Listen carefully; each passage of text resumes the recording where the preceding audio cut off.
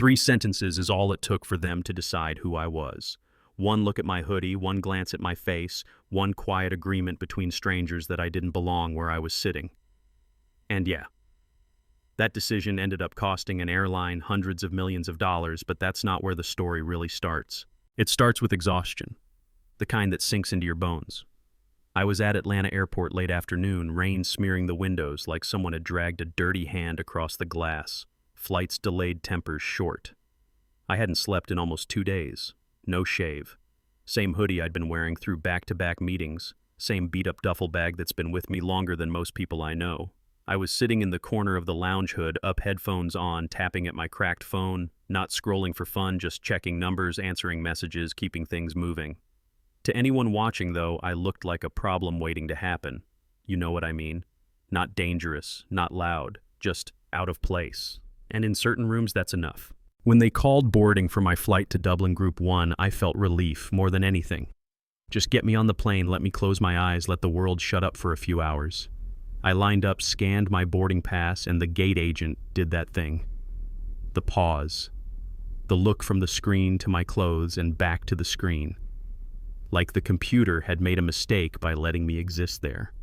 She forced a smile, said my name carefully like it didn't fit my face, and waved me through. That should have been the end of it. It wasn't. First class was quiet, empty, calm in that expensive way that makes people feel important just for sitting still. Seat 1A was right there. I tossed my duffel up top, dropped into the seat, leaned back, hood falling over my eyes. I didn't even order a drink. I was out for maybe 5 minutes when someone tapped my shoulder. Not gently, not apologetically, like they were correcting a mistake. "Hey," the guy said, voice smooth, confident, practiced. "You're in my seat." I opened one eye. He looked exactly like you're imagining. Tailored suit, slick hair, drink already in his hand. Behind him stood the flight attendant.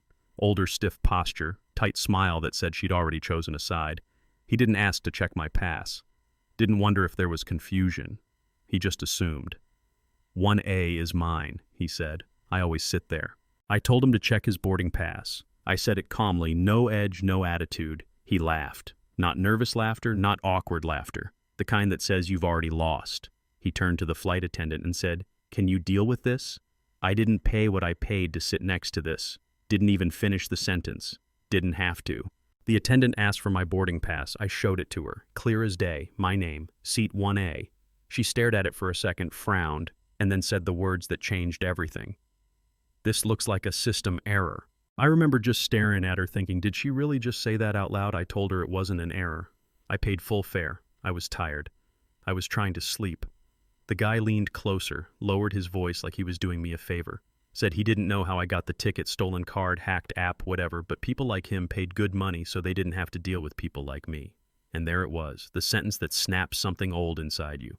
Because it's never just one guy on one plane. It's every store you've been followed in, every meeting you've been underestimated in, every time someone decided you were less before you spoke. The cabin started filling up. Heads turned. People watched without watching.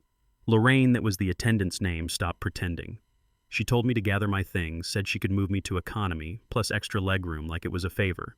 I told her that's not how tickets work. I paid for this seat. I'm sitting in it. She crossed her arms and said we could do this the easy way or the hard way. I asked her to call the gate agent, call the police, call whoever she wanted. I wasn't moving. 10 minutes later, 2 airport officers walked in like they were answering a bar fight. Lorraine pointed straight at me and said I was refusing crew instructions, becoming aggressive. Aggressive. I hadn't raised my voice, I hadn't stood up, I hadn't done anything except exist where she didn't want me. A gate supervisor showed up sweating through his shirt clipboard, shaking slightly in his hands. He said the crew felt uncomfortable. The captain backed them. I needed to deplane. I asked on what grounds. The officer said disturbing the peace, trespassing, crew discretion. Then Lorraine added the final touch. She said they suspected fraud, credit card theft. The accusation just hung there, and what hurt the most wasn't her saying it, it was the looks around the cabin. Not shock, not disbelief, relief. Like the story finally made sense to them. I stood up slowly, grabbed my bag, asked for names. Lorraine gave hers proudly. The supervisor gave his. The guy in the suit smirked and told me his like he thought this was going to be funny later. Then they walked me off the plane in front of everyone, phones out, rain waiting outside like punctuation. I stood at the curb for a second after they left. water dripping off my hoodie, my phone slick in my hand. And here's the part people always get wrong. I wasn't angry. Not yet. I was calm in that dangerous way. The way you get when something finally clicks into place. I didn't call a lawyer. I didn't call my family. I called my CFO, Maya, the only person who understands exactly what levers exist behind the curtain. She picked up on the first ring. I told her I'd been kicked off the flight, told her why. There was silence on the line, the kind that tells you someone is already running numbers in their head. She asked me one question. Do you want surgical or do you want scorched earth? I asked her if we still held the airline's fuel financing. She said yes, majority of it. Revolving credit, payroll bridge, renewal coming up. I told her to trigger default. She warned me. 700 million acceleration, global fuel authorization frozen, planes grounded, stock reaction, bankruptcy risk. I told her I knew. I told her to do it anyway. I hung up and walked toward the private terminal. I still had a meeting to get to. Responsibilities don't disappear just because you've been disrespected. Inside that plane, while the guy who stole my seat was sipping champagne, the engines shut down. Alerts started screaming in the cockpit. At headquarters, screens went red. Trading halts. Credit lines frozen. Fuel suppliers stopped pumping. Flights stacked up at gates across multiple cities. And somewhere in that chaos, someone finally Googled my name and saw the version of me they respect. Suit, clean cut, net worth attached. And that's the part that still makes my stomach twist. Nothing about me changed, only their willingness to believe I mattered. By the time I landed in Dublin on a charter, the airline was in freefall. Executives were firing people to look decisive. Statements were being drafted, edited, watered down. Apologies without accountability. Maya met me in a quiet office and asked what I wanted. I told her I didn't just want pain. I wanted change, real change, or I wanted control. We demanded an independent audit.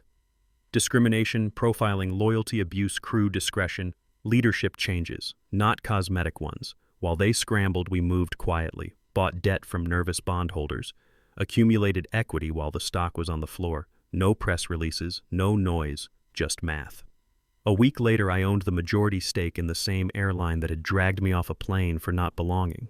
The CEO called me, voice shaking, trying to sound authoritative. I told him I wasn't calling to negotiate. I was calling to inform him he no longer ran the company. He tried to pivot, tried to offer cooperation.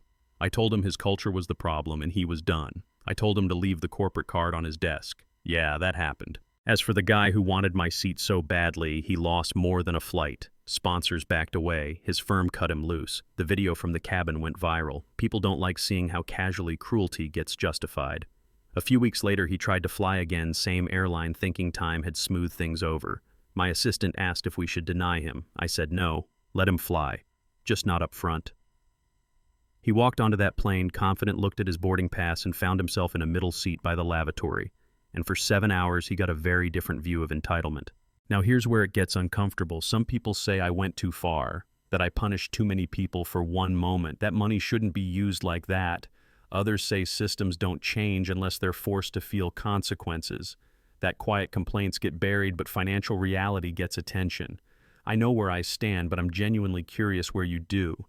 If you were in that seat, not the expensive one, the real one, the one where you're judged, accused, dismissed, and nobody believes you even with proof in your hand, what would you have done? Walked away, sued, forgiven, or made sure the system felt the weight of its own assumptions? Drop your thoughts in the comments. Argue if you need to. Tell your own story if you've got one. And if you've ever watched something like this happen and stayed quiet, ask yourself why. Hit like if this made you think, subscribe if you want more stories that